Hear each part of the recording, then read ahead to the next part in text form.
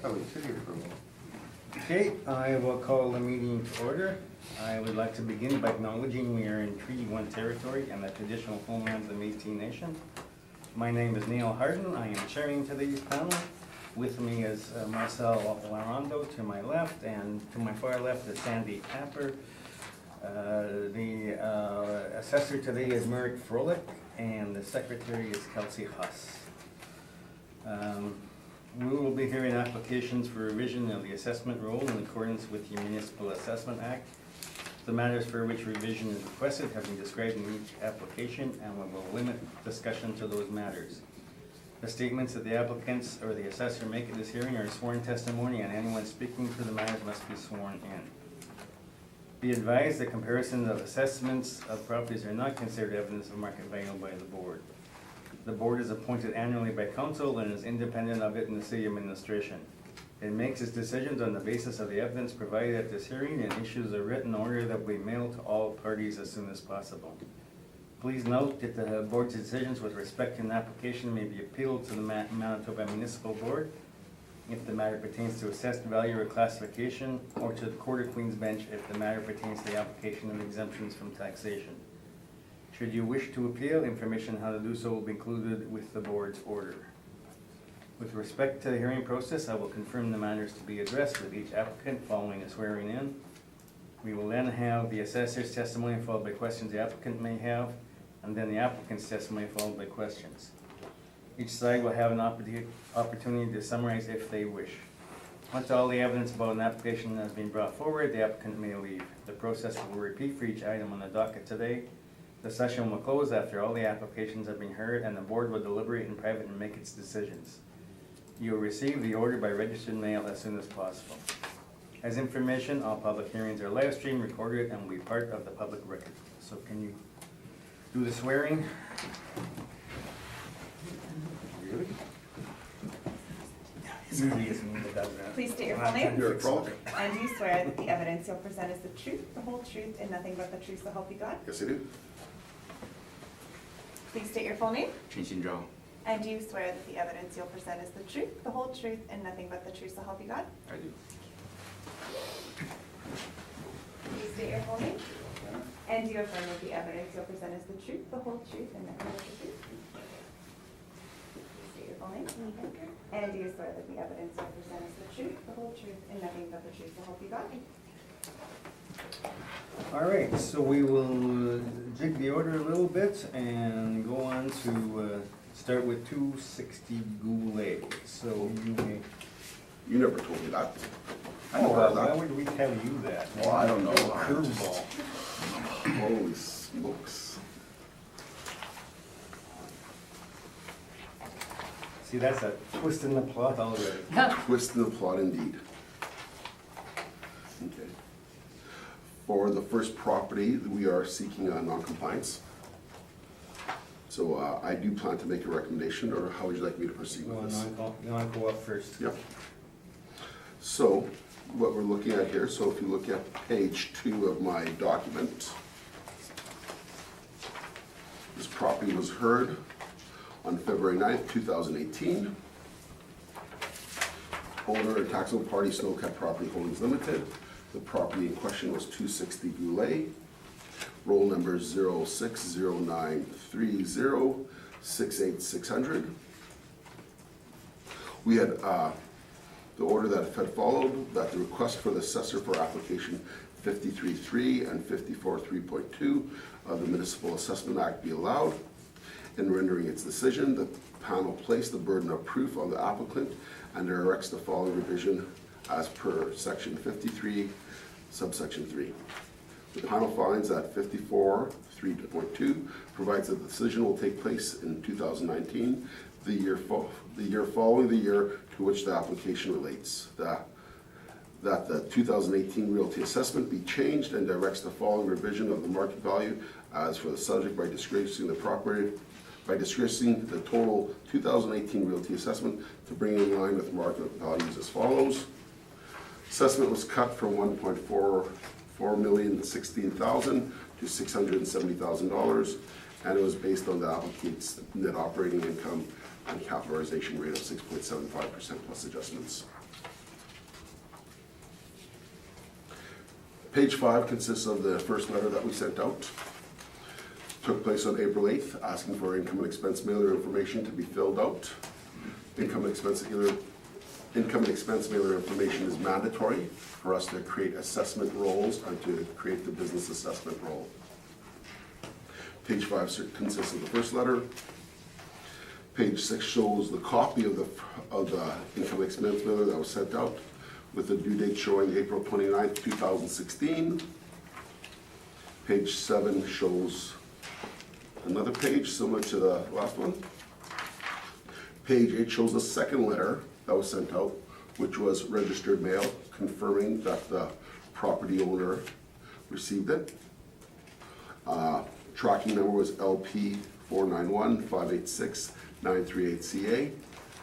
Sent out on June 3rd of 2016, requesting the same information. Page 9 and 10 shows the proper documentation that was required to be filled out. We did not receive anything from the property owner. Page 11 shows the tracking letter. Page 12 shows the signed signature stating that they did receive it. The assessment and the taxation department is as following. We asked for this information. Without this information, we cannot complete an effective, fair, and assessment tax roll for the citizens of Winnipeg. If everyone was non-compliant, then creating a fair and equitable assessment roll would not be possible. When it comes to decisions from the higher levels from the federal government with regards to penalties, they are, once a penalty is decided upon, it is given and it's carried through. What had taken place here is that we had asked for non-compliance at the realty decision, and we're asking for that to be carried over for the business assessment decision. Thank you. Questions? Yeah, a couple. That last statement, Mr. Froelich, you say at the federal level you have penalties and they're carried through. Are you suggesting that there's penalties that are actually applied to separate accounts? Separate accounts.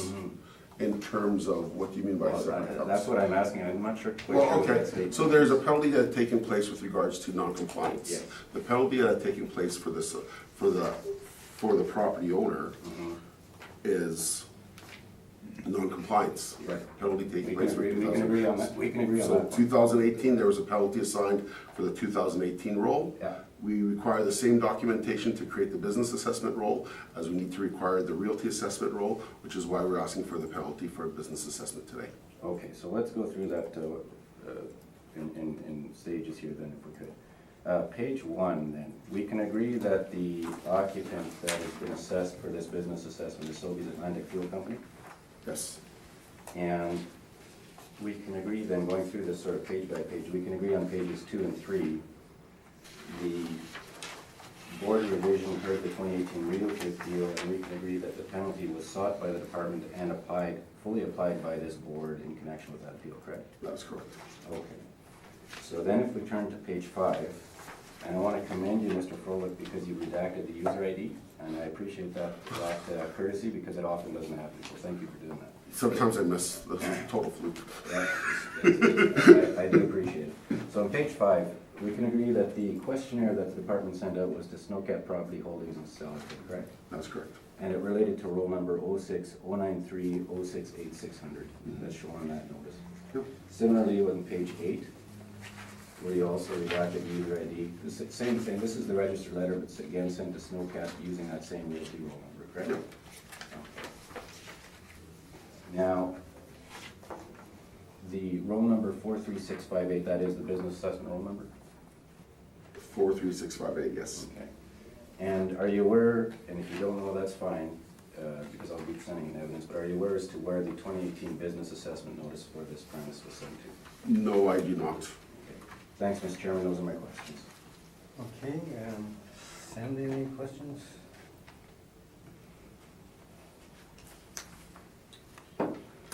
Was the mailing address for real, is this the address that all of the correspondence has gone to in the past? The realty and? I'm not too, to tell you the truth, I am not too sure. So what we This have. is the address you have on file? This is the address that we have on file to Slow Property Listings, and this is where the tax bill would go to. But in May for business assessment, the tax bill may be different. I didn't get the opportunity to look at that because Sobe's here.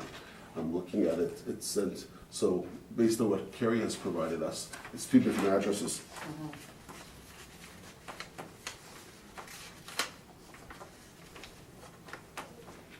Okay, thank you.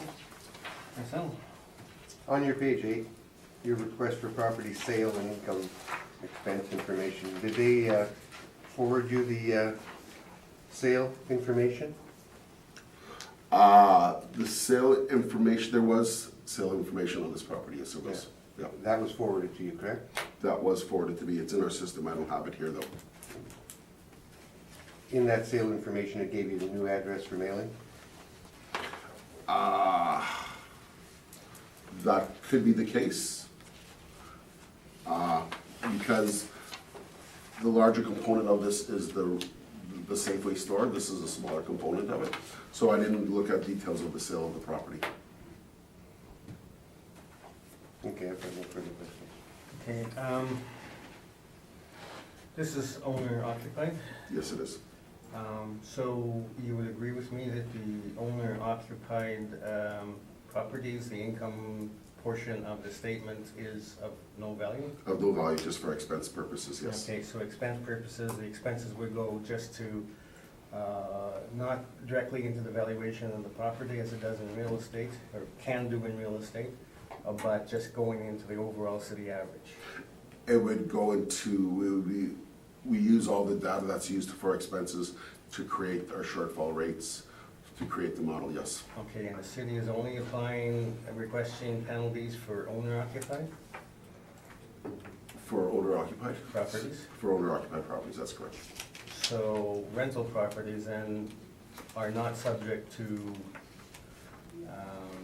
penalties, That is correct. even though they give more information than an owner occupied property would. That who provides us more information?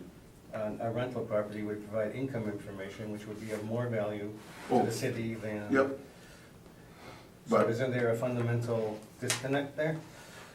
we use and collect all information, so just because an organization is over-occupied does not mean that they should not fulfill the requirements as of 16.1 to provide us income and expense mailer information.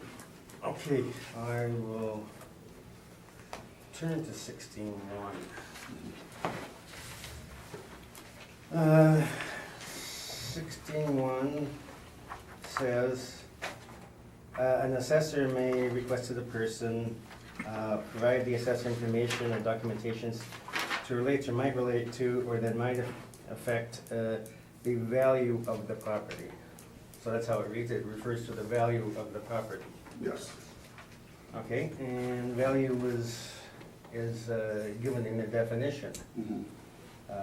Value means in respect of a property being assessed under the act, the amount of the property, the amount that the property might reasonably be expected to realize if sold at the open market on the applicable reference date. So that refers specifically to the real estate value. Yes. So where do you get the? Well, we create business assessment values from market information, so just because it's not applicable in an owner-occupied area does not mean that they should be negligent in the responsibility of completing that information and data for us. They sent us a blank mailer. So filling out a But blank. what I'm saying, where do you get your authority under the act to request information for business value? When we, business assessment is created, values are created by using market rents. Yeah, And that's so what I'm asking we specifically, correct- which section of either the city charter or the Municipal Assessment Act gives the city, 16.1 only gives the city the right to request information for real estate value. But we don't send out a separate roll for business assessment value. That doesn't matter, I'm asking where your authority arises. Yeah. Just because legislation is dated does not mean that the information here is, where we don't have the authority to ask for information. Well, it's the act that gives the authority. Yep. Okay, thank you. You can proceed. Thanks, Mr. Chairman. that discussion actually goes to the core of some of the things I'm going to talk about, and I'll be reasonably brief. I'm quite sure two members of the panel have heard this already. I don't believe Ms. Tapper, I'm not sure if you've heard this. I don't think, yeah, so I'll take a bit of time to go through it, but it's brief. So there's, page 2 of our main brief. What we're suggesting is that, and I'm just going to call them the penalty provisions. The penalty provisions 53.3 and 54.3 do have no application to the business assessment appeals. That's point number 1. Point number 2 is that the evidence supported in, evidence submitted in support of the assessor's request does not support yet another request for the penalties in connection with the business assessment appeal. And finally, we're submitting that the application of the penalties would be manifestly inequitable and not consistent with the assessor's duty to be fair. Turning to page 3, Mr. Chairman, you had sort of touched on this point that you made reference to the charter, and in pages 3 and 4, what we establish, and we've got all this attached to our materials, is that the authority for business assessments within the City of Winnipeg is actually found in the City of Winnipeg Charter exclusively. It is not found in the Municipal Assessment Act at all. The Section 3 of the Municipal Assessment Act states, and I'll just read the relevant sections, sections 28 to 30 and 34 don't apply to the City of Winnipeg. 28 to 30, listed at the bottom, middle to bottom of page 3, relates to precisely the business taxes and business assessments that the legislation authorizes to be made. Those then are, by virtue of Section 3, taken out of operation from the City of Winnipeg. Then if we turn to page 4, the question then becomes, okay, so where does the authority come from? Starting in paragraph 6, the authority for City of Winnipeg business assessments is actually exclusively in the City of Winnipeg Charter. Pardon me. 316 sub 1 states, and there's a circular logic that Mr. Harden actually pointed out, and I can't resolve that as far as Section 3.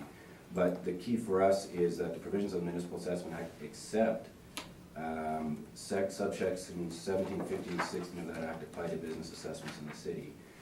So then when you look at because it's taken out 17, 15, and 16, the authority under Section 316 subs 2 and 3 of the Charter gives the city the authority to assess for business assessment, and also in another section in the Act to, of course, tax on the business assessment rules. So this is where the authority for business assessments in the City of Winnipeg is found.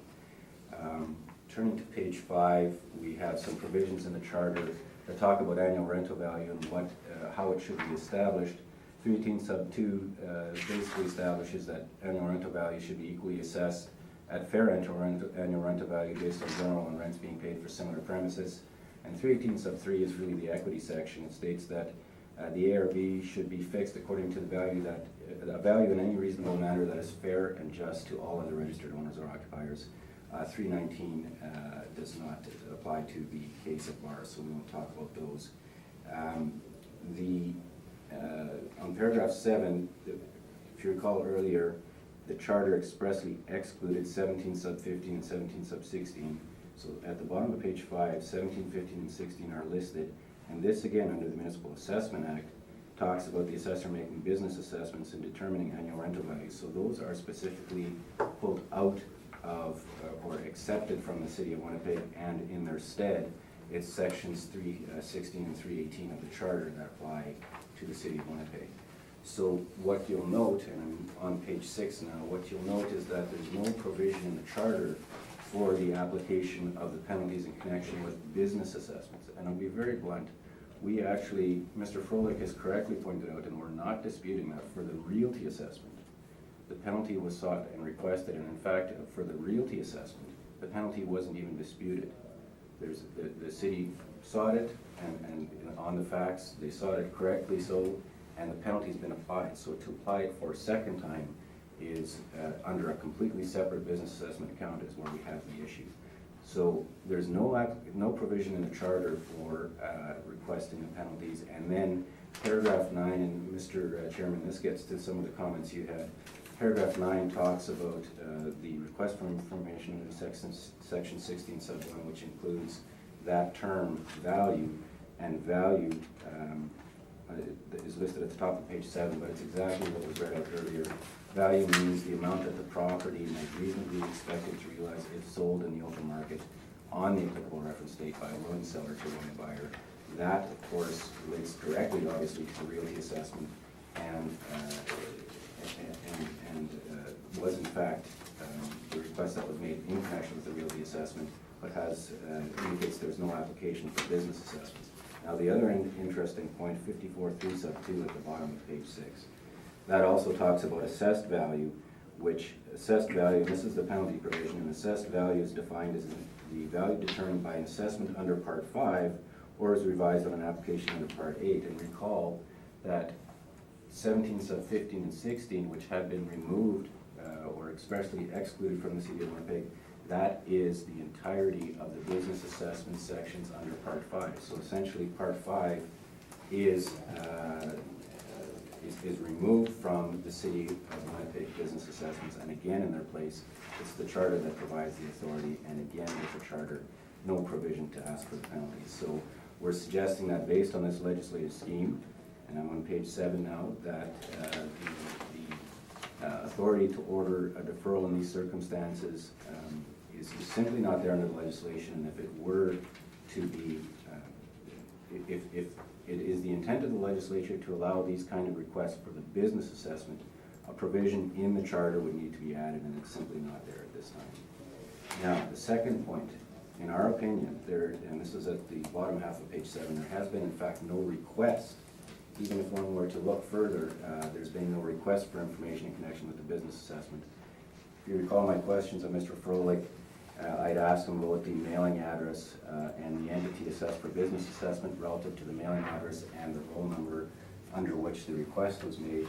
I refer the board to the single sheet of paper that I handed out. So the business assessment, business occupant is Sobeys Atlantic Fuel Company with a mailing address in Calgary. Now, the realty assessment, and this of course is roll number on the upper left-hand corner, 43658. The realty assessment, the questionnaire, and you can choose either on pages 5 or 8, they're the same information. The questionnaire was sent to Snowcat Property Holdings Limited in King Street in Stellarton, referencing, of course, the realty assessment roll number, the 11-digit number. This is an entirely proper request under the Act, but to suggest that this request then also covers a request under a completely separate roll number, separate account, separate mailing address, and is one and the same is absolutely, we suggest, inappropriate. No request referencing this roll number sent to Sobeys Atlantic Fuel in Calgary has been made. Now that, in my opinion, of course, it is a factor in this case, but even if the mailing address and the entity had been exactly the same, we'd be making the same argument that the penalty shouldn't be applied twice, but in this case, there's the additional mailing address issue, assessed party issue. But first and foremost, if the department is choosing to pursue business assessment penalties, they must send out a separate request in my respectful submission under this roll number, under the business assessment roll number, assuming they have the authority to do so. So that has not been done in this case, and we suggest that a valid request hasn't even been made. Again, two completely separate and distinct taxes. You've got to pay the one bill, you've got to pay a completely separate bill, separate assessment dates. The timelines, even in the assessment process, are entirely different as to when the realty assessments are made and prepared and the business assessments are made and prepared. It just, one does not follow an omission on one, absolutely has no application to the other account. Finally, on page 8, we're suggesting this request is at odds with the assessor's duty to be fair and equity within business assessments generally. There's a Supreme Court Canada case where the court stated in general terms what that duty on the public official is, and it says every public authority making an administrative decision which is not of a legislative nature and which affects the rights, privileges, or interests of an individual attaches to it a duty of procedural fairness. That is the case here. Again, we're suggesting that for the penalties to be imposed twice on two separate accounts for the same alleged omission would be manifestly unfair. Mr. Froelich was actually very upfront about the fact that they don't request penalties where it is an owner-occupied situation, nor should they. And quite frankly, I'd suggest that obviously would. That hasn't been done improperly, but the effect of all of this is the owner-occupants or occupants with related parties, and these two parties are certainly affiliates, but where you've got an omission on the one, and that omission leads to a request for penalties for a select few, but not for everybody else, that is manifestly unfair. And that cannot be sanctioned by this board, in my respectful submission. You have two business occupants who are factually in the very same situation. The owner of the property didn't submit the questionnaire, and in theory, in the one case, if it's granted, they get penalized, and in another case where the request isn't made because there's no affiliation, they're not penalized. That is simply not fair and reinforces my previous comments as to why the penalty shouldn't be applied. So for all of these reasons, and I've attached, for the end, I won't go through it all, but from pages 11 onward, I've attached copies of the legislation. I've attached all of Part 5 of the Municipal Assessment Act, as well as provisions of the charter, and we're requesting that the penalty be denied in this case. Thank you. Okay, questions, Mr. Foley? Are you familiar with the Richardson decision with regards I'm to? very familiar with the Richardson decision. Okay. And did it not state that the city goes above and beyond the capabilities of asking for information regarding realty? What do you know what it didn't? It said that we send out one letter to asking for information, and with that first letter, no response. So we send a second letter for that requested information, a registered letter for that same information, doesn't. So we are in our right to ask for penalties when On the realty assessment? on the realty. Yeah, absolutely. And how is the business assessment role created? The business assessment role is created by the department. You can tell me the mechanics of it, but this business assessment role is based on annual rental values plus comfortable occupancy costs under an entirely separate role. You've got the realty assessment role, you've got the business assessment role, you've got the realty notices coming out in, I guess, beginning of June. You've got the business assessment notices coming out in November. So you've got two entirely separate roles in the county. So where else would we get this data to create a business assessment role? You tell me, Mr. Froelich. We get it from the realty information that wasn't provided by the client. And did you not get the penalty for the realty assessment? Yes, but the continuation for that. Mr. Froelich, that's fine. Yeah. I'll address Yeah, this. yeah, that's right. No other questions? Okay, Sandy, questions? No questions. Marcel?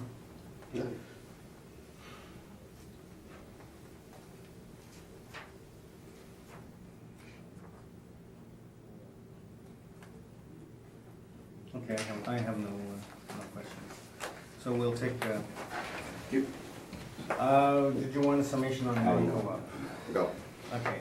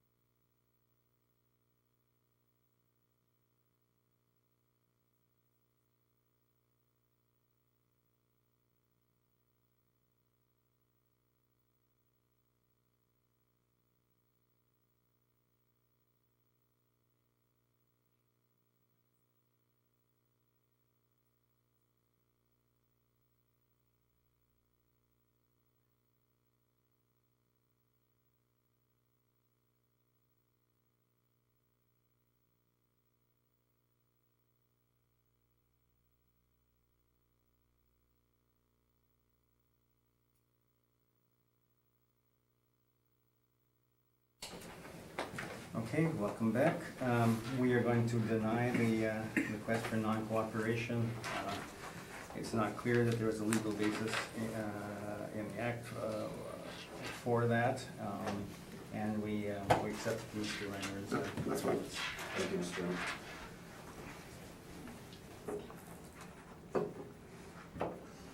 Okay, so on the value then. I think Carrie's gonna go now, correct? Yep. Thank you. Okay. You don't want to see the end of the show? No. Just give him the time. Submissions for this one? Oh, yeah, yeah. Feel like you just turned off the TV with 5 minutes to go. I'm going to go for the shot on net.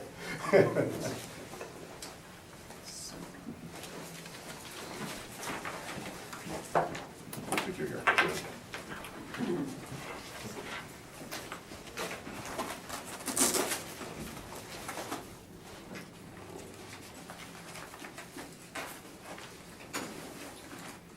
File number 175637.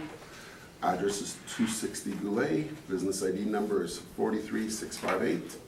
Business name is Safeway Canada, Safeway Gas Bar. Owners are Sobeys Atlantic Fuel Company. And they are linked. Total ARV is 82,140, using an area of 460 square feet with an overall ARV of 197.45.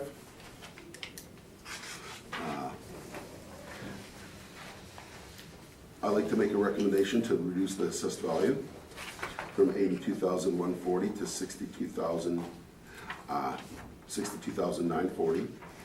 And that was a reduction of the market rent. It works out to, I think, $146 a square foot. You got it marked at 148.91. 148.91, where is it? Oh, yeah, thank you. Part of the reasoning is because I felt that the assessment was too high for this, but I didn't agree with the board of revision recommendation, the board decision that had taken place. So what we have here is I'd also like to make reference to my second comparable at Inkster Boulevard. For some strange reason, our data is incorrect on that. Is correct? Is incorrect. Correct? Is incorrect. Okay. Yeah, it should be at $72 a square foot, and I'm not too sure how it got there. Which one is it? That's the one on Inkster Boulevard at $14.84. $72? $72. Yep. But the other properties that I have, they're all similar to the subject property.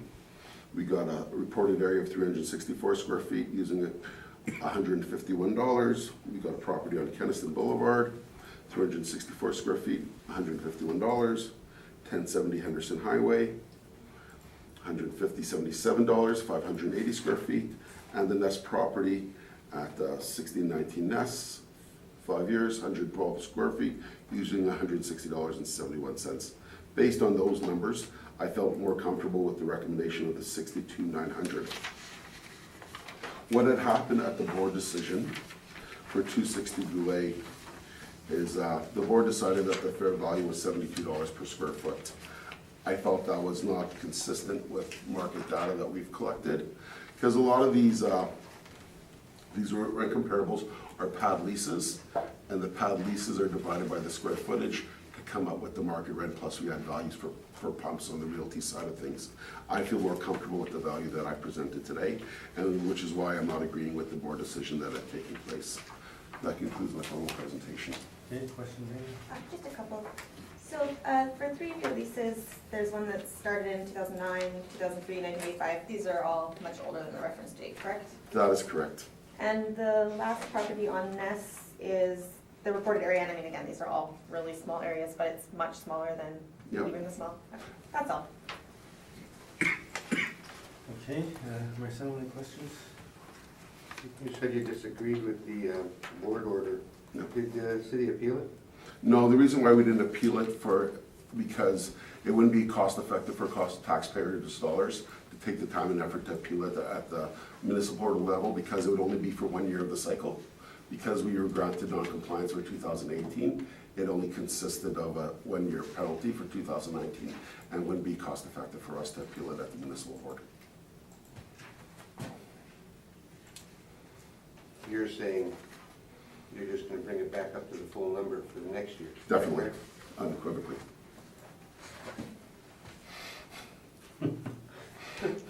He's honest about it. Well, there'll be adjustment to it because I felt our market rent was too high, but I'm comfortable with the number that I presented here today. Okay, I've got no further questions. Sandy, anything? I have no questions. Okay, I have no, except, this effect is this now a shell? It is, yeah, it was safely announced by Shell, yes. Okay, so it's still That Sobeys is still technically. Still, yeah, Okay, and just operating, but. just operating, yeah. Okay. I guess I do have another. You know, is this the same information you presented at the realty class? Yes, yes it is. I guess we'll have to hear what she presented, Amy presented. Yeah, we're gonna have to do that I know, now I really have to hear. Okay, you can, go ahead and. Thank you. Just turn to page 8. So essentially, as we heard, this was heard at the realty. You can see the decision. So on page 9, it shows the reduction in value, and the details are that it's based on the applicant's net operating income, a capitalization rate of 675, and an adjustment of 279. So turning to the next page, page 10, there's just some excerpts following from the realty brief that was our evidence by which the decision was based on. Page 11 just shows the location and has a description of the gas station. Page 12 shows again its map and a photo from the outside. Page 13 was our market evidence provided for arriving at our value. So you can see on the bottom of page 13, we used a net rent of $30,000 a year or $72.11 per square foot. And on page 14, then you can see how that was used to arrive at our NOI, which was used then in the board decision. Turning to page 4, shows the annual rental value then. So the top half is what the city has it at, and then the bottom half uses that $30,000 per annum or $72.11, and then follows through with the occupancy costs for a rounded ARV of $30,960. And we would ask that you follow the realty decision, which wasn't appealed, and reduce it to that. Thank you. Questions? Page 13. Are any of your rents on the top page of page 13 convenience store? I don't believe so. Yeah, it was my understanding that it was more the bottom rents that were followed for the kiosk. And what's the location on Henderson Highway for the very first pad lease that you have? Which one it is? I'm not sure off the top of my head, sorry. Okay. So do you know any of the locations of any of these comparables? No, I was just basically showing you what the realty decision was based off of. So would pad leases be based on the land being used for the gas station? Right, so it's the land, and then they'll either the tenant will build their own buildings, or it depends on how the agreement for the lease is. Okay. And so would the subject properties that your comparables here, would they be the same size as the subject property? I'm not sure what the sizing are on those. Okay. So, and in fairness to Amy, these are unfair questions to ask and I apologize for that. And so I'll make a quick summation because, Yeah, no worries. you know, I just want to share that with the board. In my summation, I have no other questions. Okay, Marcel, questions? Go to Sandy first. Okay, Sandy, questions? I have no questions. Okay. It's you. The 279 that the board had adjusted, was that in the rents? Oh, that's The value of the pumps, yeah. The value of the pumps, they had done what, they took it off? They add it to it. So they do the value of the kiosk, and then you add the value of the pumps. So if you look on page, Plus adjusted to 200. yeah, on page 14, you can see they have the 30,000, which the income value is based on, then it's capitalized, and then added to that value is the value of the pumps. Okay. And that's where they came up with the 655. Right, yeah, and then, but the difference between what we've shown on page 14 and what is we use a cap rate of 7, the board awarded a cap rate of 675, I believe. One? Yeah, 675, so the board awarded 675 with our net operating income, and then added the 279. Okay, yeah, because your NOI was at 26,380, okay. Yeah, yeah. Okay, I've got no further questions. Okay, I guess, do you know the nature of any of your comparables, and the kiosk can be like a Domo kiosk, which is just a sort of hut with two pumps on either end of it. Yeah, no, I'm not sure exactly the details of the properties. Like, as I said, because we had the decision at the realty, I've just added what was presented for the realty decision. Okay, but it would strike me that something more substantial like this, which might be a higher sort of rent than a simple Domo type kiosk. Well, 416 square feet is still rather small, I guess. Yeah. Okay, I have no more questions, so summation. And in my summation, when we look, we have challenges with kiosks because we're in a situation where we don't have a lot of market rents. We have pad leases, or they're owner occupied. A true component of a pad lease, or how we do our valuation process, is we look at the amount of land that's attributed to the pad lease site. So not only are we looking at the rents that are created from the model, but we're also looking at the land areas. So with the comparables that I've shown here, and for my comparables, and why I feel comfortable with the market rent of using 148.91 cents is because the site of this pad lease is significantly larger than the ones that are presented here by the applicant.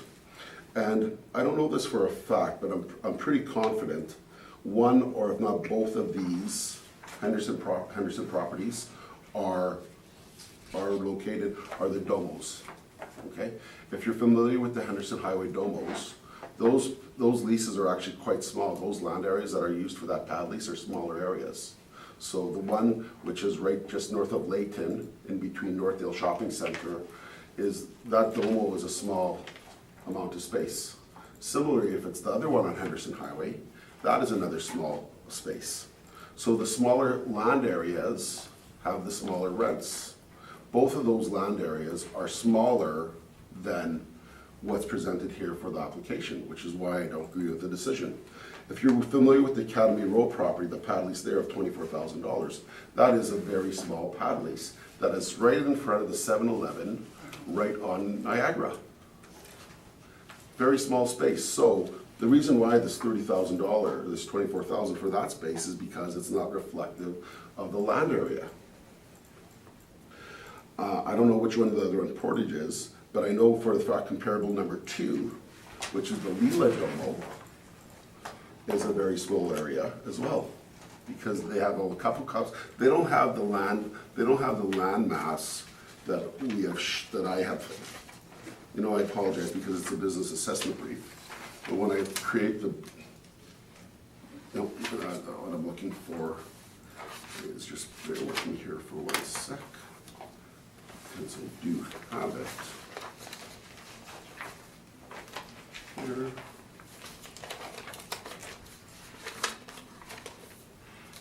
If you're looking for the size, it's written on page 11 of my brief. The size of the area? Yeah. Yeah. And in fairness, I don't have pictures here, but I know the subject property is located at the Safeway location on Goulet, and Amy has a picture of it on page 11, she said, right? 11 is the map, and then 11 and 12, but the areas on 11. Okay. So look, that area here for the subject property is significantly larger than the Lila Domo, the Academy Domo, and if not both of the Henderson Domos.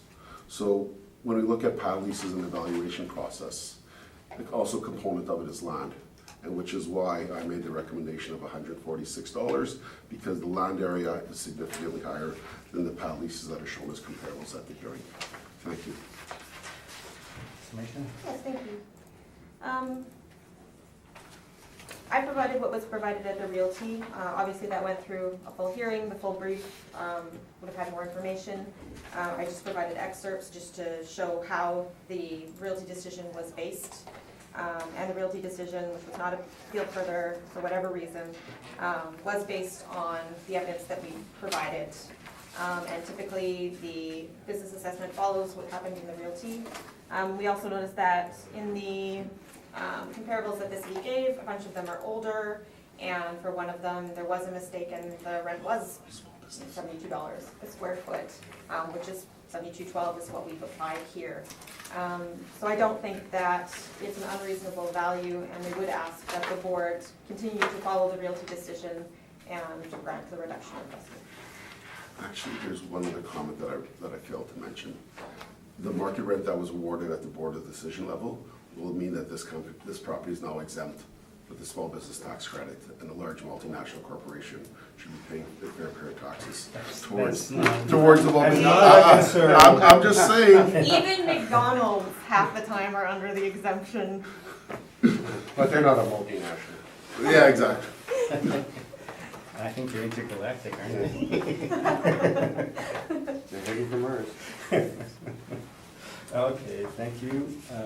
We will now go to 19 Stapleton. Where? Are we going right to the top again? The first one on top. Yep. 19 Stapleton. My colleague will be reading them out. All right, file number 175274. Property address is 19 Stapleton Street. Business assessment ID 26634, and business name is Mingo Auto Beauty Center.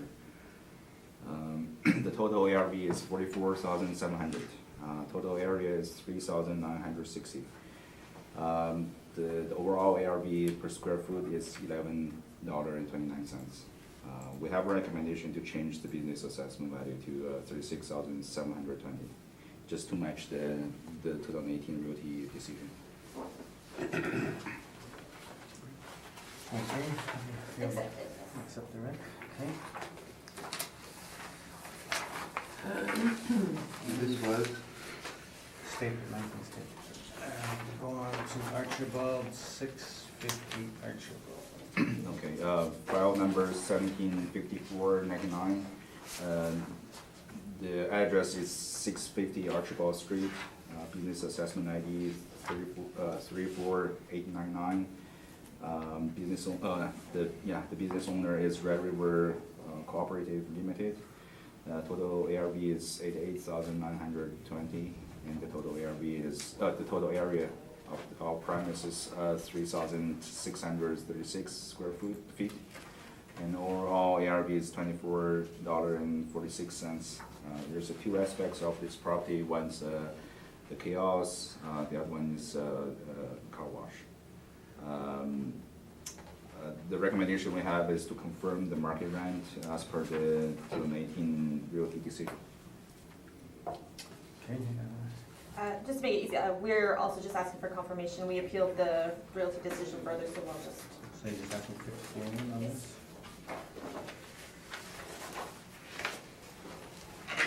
Okay.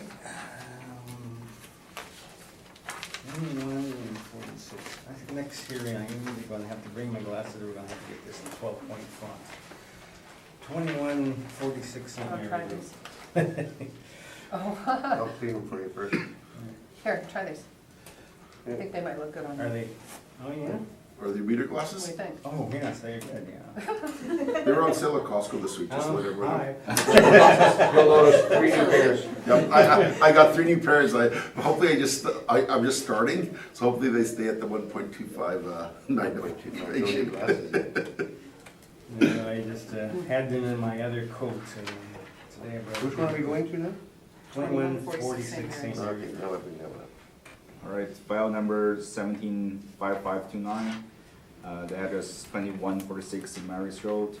Business ID is 34481. The business name is Norman Park Shell. The owner is a number company 5288321 Manitoba Call. The total annual ARV is 111,660. The total area is 8,230 square feet, and overall ARV at $13.57. Our recommendation is to confirm the assessed value as per the 2018 realty decision. We would also request confirmation.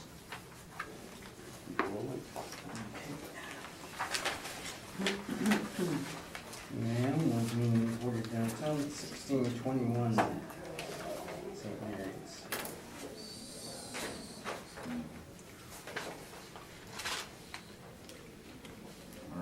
File number 175524, address 1621 St. Mary's Road, business assessment ID 34030. The business owner is Red River Cooperative Limited. Total annual rental value is assessed at $110,100. The total area is 4,242 square feet. Overall ARV is at $25.95. Our recommendation is to confirm the assessed value as per 2018 Realty decision. We'd also confirm.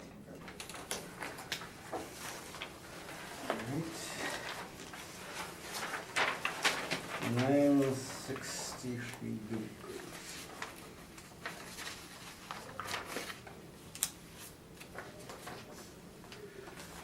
So you can proceed on 963. All right.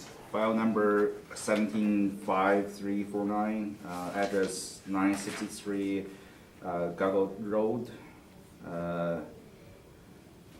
Business assessment ID is 2477.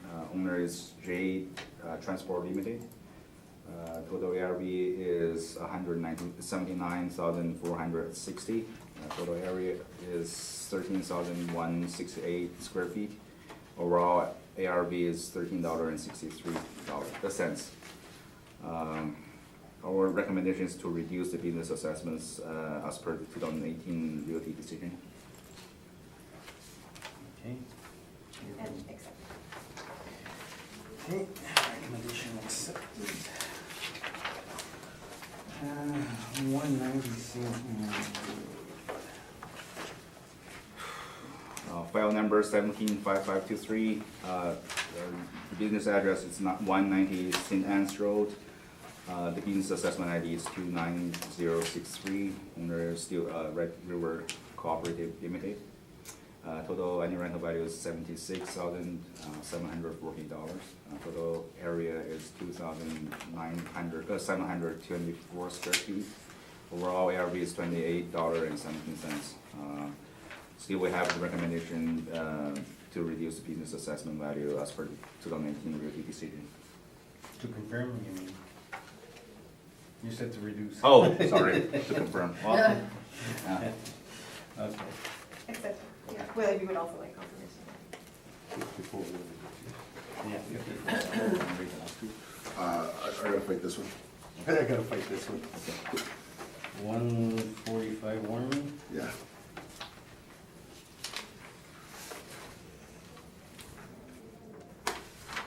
Okay. So you can proceed. Okay. Before I start though, I have some pictures to show. One, two, three, four, five. Yep.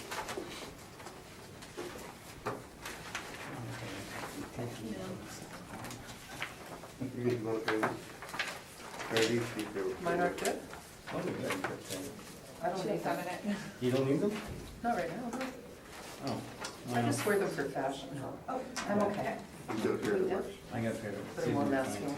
Yeah, this one's the. it's a man thing. That's fine. Okay, for sure. It's nice just to have this. But there was, I did some additional pictures. Oh, okay. So what happened is there's a clearing right across the street. Dollar? Okay, this guy's putting this $70 in this right now. Do that in my brief. That's why they were here. We get 3 credits for it. Okay, you can proceed. Thank you. File number is 175343. Address is 145 Warman Road. Business ID number is 52370. And the business name and the owner's name is Calcare Distributors. Original ARV value was $204,960, using an area of 11,833 square feet. Overall ARV is $17.32. The base ARV that we had for the subject property was 177,140, plus expenses came out with 27,808. I'd like to make a recommendation for this property. My recommendation is using a market rent of $12. plus occupancy costs, which comes up with a value of $169,800. Just for the panel members' sake, this property wasn't taken to the 2018 realty. Wasn't? It was not. Okay. So, and based on my analysis, I felt comfortable with the $12 rent. So when you look at our comparables here, we have a comparable of 1777 Brookside that we had used of $11.08. It's come to my knowledge that that property, that this is also an owner-occupied property as well. 1106 Chevrolet was 1562 on 4,000 square feet. You have 1870 King Edward at 815. We got a property on Main Street at 1284 at 1946. And then we got a property on Lawson at 2421. So here's some reference here. So if you look at comparable number 4 and comparable number 5, comparable number 4 is MPIC. So that's on Main Street. So that's a combination of office space and where they look at vehicles, and that's at $19.46. So that's significantly higher, but that was built in 2010. The property on Lawson is similar to the subject property in terms of location. This $24, this is actually a land lease for that property, and that's where that $85,998, so that's a land lease. If you look at the next page, I'm showing you where the property is located at. So it's located at 145 Wareham Road, and it's a side picture. So to understand where the location is, if you're at the corner of Henderson and Regent, and you're traveling southbound towards Sage Creek or towards Bishop Grandin, when you cross over the bridge, the Cal Tire's on the right-hand side traveling south. So on the bottom of page 2, that shows where the location is. So I am now referencing my extra document that I've shown here. So land lease on the property, the Cal Tire is actually owner occupied. So this Cal Tire was built in 2016. It consists of 10,948 square feet that we have listed here. So top of it shows a close-up picture of it. The bottom picture shows what the property looks like as you're traveling south. The next page shows the side view of the 2 buildings that are located here on Wareham Road. So then you got the Cal Tire and you got the older office structure here. Just for knowledge sake though, there's a picture of the overhead shot of where the property is and the land that we have for it, right? So then I said to myself, what other comparables could I use in the neighborhood? Well, directly across the street from the subject property that we're looking at, we got a lease here in place at 140 Wareham. It's a Fountain Tire built in 1979, slightly smaller than the subject property, but much older as well. There's conflicting information on the income and expense mailer. One income and expense mailer shows $10, one shows $10.45. So, same location, smaller parcel of land, but there's similarities in this property. So when I make my $12 recommendation, then the other side here just shows the footprint and the side view of it on the back side. So when I made my recommendation of $12 for the subject property, I'm saying, if I got a good rent at $10 and $10.45 right across the way, $12 for a newer building seems quite reasonable. That concludes my formal presentation for this property. Okay, questions? Yeah, just a couple. So just to confirm, so comparable number 1 was actually an owner occupied, That is correct. and comparable 5, to confirm, is a land lease. That is correct. And comparable 2, you would agree, is a lot smaller than the subject property? That is correct. No other questions? Okay, Sandy, any questions? Yeah, I'm just wondering about the area on, on this sheet. The area is 11,833, but on this sheet, it's 10,948. So I'm just showing that the new building that have taken place, so for the total area, there's 2 business names. So there's two properties. That includes the other office area that I showed on the building here. There's two office spaces. Okay. So this is linked, the business assessment's linked to the main building here. So this smaller area only consists of around 2,000 square feet. Well, it would So- be 1,000, less than 1,000. Yeah, But that would be included in the total for the assessment? exactly. Okay. All right, thank you. All right, Marcel, questions? Oh, good. Okay. Okay, no, you don't have any particular questions, so you can proceed. There's a photo of the subject property on page 1, a map of the location is shown on page 3. Turning to page 4. So the property itself is owned by SFJ Inc., and it is leased to Cal Tire Distributors, which is the client for this business. So we do not represent the owners of the property, so Altus did not represent anything for the realty assessment, but we do represent the business owners, which is why we are here today for the business assessment, but did not have anything to do with the realty assessment. On page 4, so there's actually a land lease in place for the subject property at $75,000 per annum, which if you took it over the building area total of 11,833 would be $634 per square foot. We did also look at some market rents, as can be seen there. And we also included the one on Mormon that the assessor put out. When we looked at the 2015, I guess, increment expense, it had the $10. So I'm not sure exactly where the discrepancy in which I emailed her was different, but the one we looked at for 2015 showed the $10. So as you mentioned, that one is older, but it is also smaller. And we did look at some other ones. Again, some of ours are much smaller, so like our last two, which are at the higher end, are only in the 5,000 square foot range. And then some of the other ones range between 875 to 1230, and then they're of varying size. We didn't feel the location was at a premium, as it is a little off the main strip. So given the location and taking into consideration size, we applied a rent of $950 per square foot to the space, and then added the occupancy costs.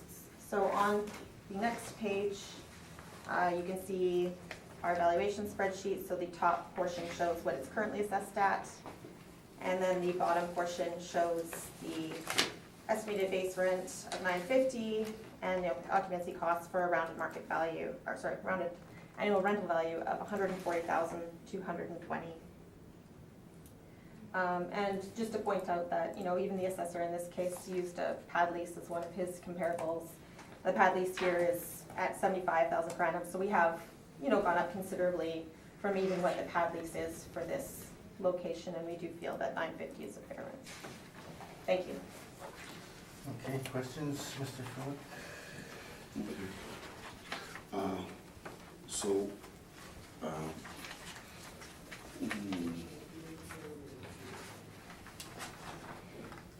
Any of your comparables built in the 21st century? No, No? no, they are older. I tried to pick things as newer as I could that were kind of. And when I ask that question, I understand the agent's representing her client here, so, or another agent, so that's perfectly fine. And it's a fun question. I just, so would the age of a building impact the market rent that it achieves? It would be one factor, yes. And no other questions, that's fine. Okay, Sandy, anything? I have no questions. Myself? I'm still reading. Go ahead, Mr. Chair. Well, I'm just was going to say that at least he said it was only the 21st century and not the millennia.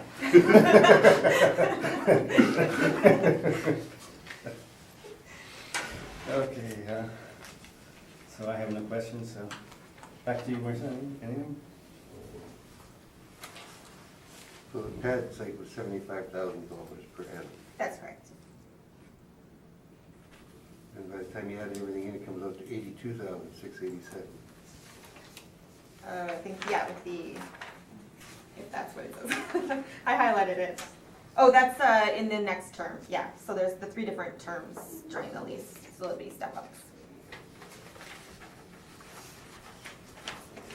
And then cost to occupy, or like, all that is on top of the rent.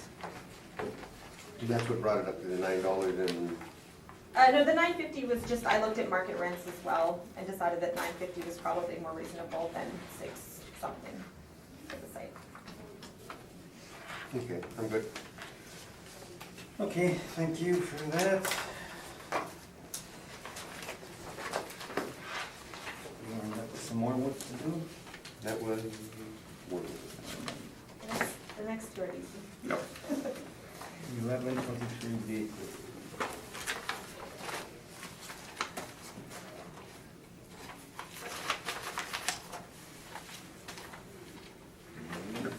Okay. All right. File number 175502, address is 1123 Gateway Road.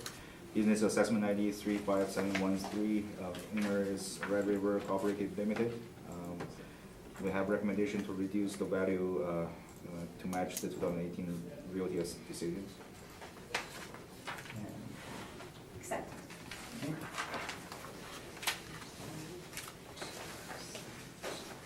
And finally, 715 Community Review. Yes, the last one is the file number is 175429, address 715 Kimberly Avenue.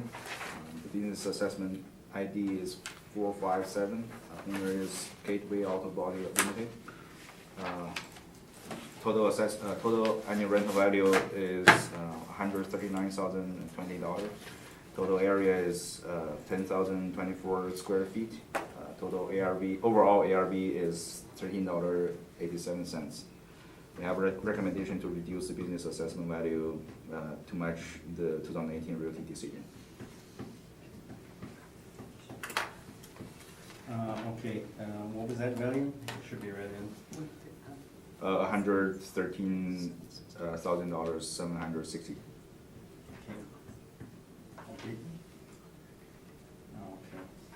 I am told by our secretary we were misreading the value for Gateway, which was 72,180.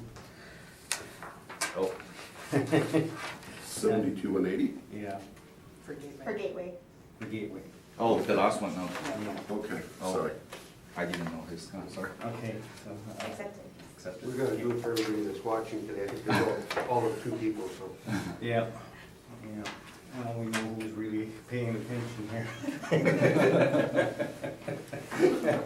Okay, thank you. That concludes Keeping an eye on it. today's hearing. Merit. What's that? That's the boss keeping an eye on Merit.